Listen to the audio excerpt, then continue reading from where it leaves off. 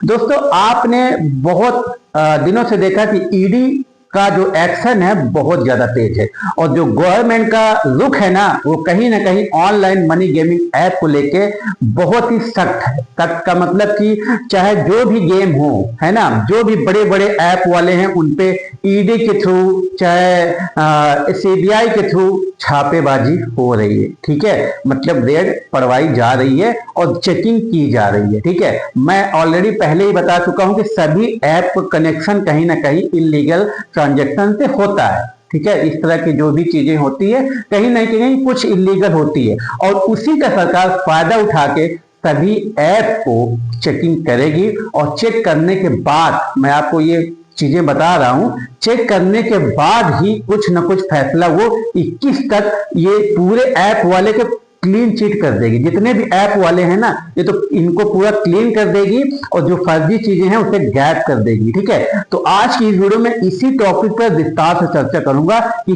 किस ऐप पर सरकार की अब नजर है। ठीक है, और जो ईडी का एक्शन है वहां पर ड्रीम इलेवन ने अभी जो ईडी पे ड्रीम इलेवन को भी समेटा हुआ है शिकंजे में, तो उसमें हर्ष जैन ने अपने बयान में क्या बोला, मतलब क्या बोल रहे हैं अपने वकील से, है ना, और क्या सारी चीजें बातें हो रही हैं, इस वीडियो में इसी बात पर विस्तार से चर्चा करूंगा। तो आइए चलते हैं, बिना देरी की वीडियो शुरू करते हैं। वीडियो शुरू करने से पहले एक छोटी सी रिक्वेस्ट, चैनल पर नया है तो चैनल को सब्सक्राइब करके बेल आइकन पर क्लिक कर लेना ताकि इस तरह की लेटेस्ट अपडेट आपको सबसे पहले मिले और आप हमेशा अपडेट हो।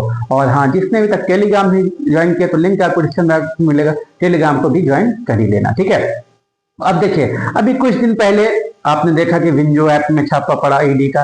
ठीक है, फिर जम्बो ऐप में, फिर कहीं ना कहीं भाई आपने देखा होगा कि ये एक यूट्यूबर जो बड़े हैं उनका नाम क्या है, अनुराग द्विवेदी, उन पे भी भाई ड्रीम इलेवन से रिलेटेड ये एडवर्टाइजमेंट करते थे, इसीलिए उनको भी शिकंजे में लिया गया। और कहीं ना कहीं अब ड्रीम इलेवन को भी चाहे किसी अदर के ही थ्रू ड्रीम इलेवन को भी शिकंजे में लिया जा रहा है और ले ही चुके हैं। ठीक है, तो अब यहाँ पर हर्ष जैन ने क्या कहा कि जो भाई उनको बताया गया था कि जो एक कंपनी थी उनकी पिताजी की जय क्रॉप लिमिटेड, उसके थ्रू कहीं ना कहीं इस कंपनी से उस कंपनी में पैसे ट्रांसफर हुए हैं। तो वहां पर हर्ष जैन के जो वकील हैं उन्होंने एक स्टेटमेंट दिया है कि भाई हर्ष जैन का जो आपस में रिलेशन है तो उसके थ्रू पैसा हमेशा आदान प्रदान होता रहता है, इसमें कोई अभी वाली बात नहीं है। ठीक है, तो ईडी ने ये पूछा है कि भाई ये पैसा क्यों, इतना पैसा लगभग 2000 करोड़ रुपए क्यों आदान प्रदान हो रहा है, इनसे ये चीजें का स्टेटमेंट, पूरा क्लियरली स्टेटमेंट मांगा गया।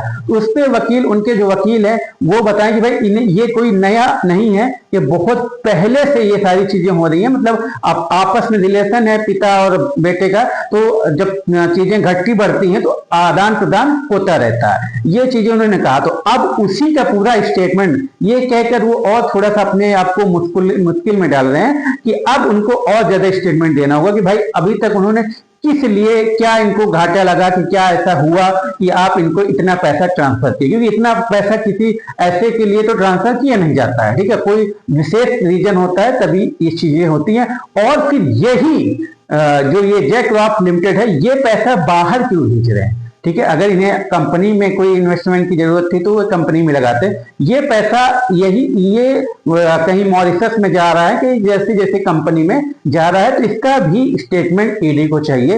ये सारी चीजें ना ईडी और उनके जो वकील हैं उनके बीच सारी चीजें बातचीत हुई, जिसका मुझे सूत्रों के अकॉर्डिंग पता चला। ठीक है, आप लोग जानते हैं कि मैं इन चीजों से जुड़ा रहता हूं तो कहीं ना कहीं पता चलता रहता है। तो अब क्या करेंगे हर्ष जैन, ठीक है, क्या पूरा स्टेटमेंट इनको कुछ ही दिन में, मतलब नेक्स्ट वीक ही इनको शायद मंडे तक या ऐसे कुछ बताया गया कि मंडे तक इनको पूरा अपना स्टेटमेंट भाई देना पड़ेगा ईडी को। ठीक है, तो अब देखते हैं अगर वाकई रियलिटी है इनमें तो जरूर भाई ये सब अपना स्टेटमेंट देंगे उनको। स्टेटमेंट अगर सही निकला तो फिर कोई बात नहीं, अगर कहीं भी भाई घोष पोष मिला तो अब आप लोग ईडी का जानते ही कि सीधा ही इसको बैन करेगी, और बैन कर दिया तो कहीं ना कहीं ड्रीम इलेवन के भी ऊपर, ऐप के भी ऊपर कहीं ना कहीं सवाल चिन्ह खड़ा होगा, तब मुश्किलें ज्यादा बढ़ सकती हैं। अगर ड्रीम इलेवन ऐप पर मुश्किलें बढ़ी तो कहीं ना कहीं फिर कोई